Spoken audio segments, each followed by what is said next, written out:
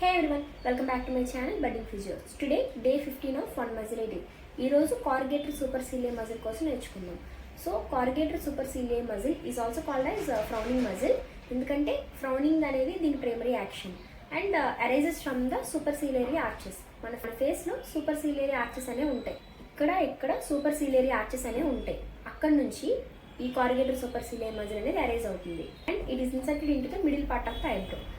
Nerve supply is facial nerve, branch wise చూసుకుంటే temporal branch, and action is primary responsible in frowning, and it also provide vertical lines on the forehead.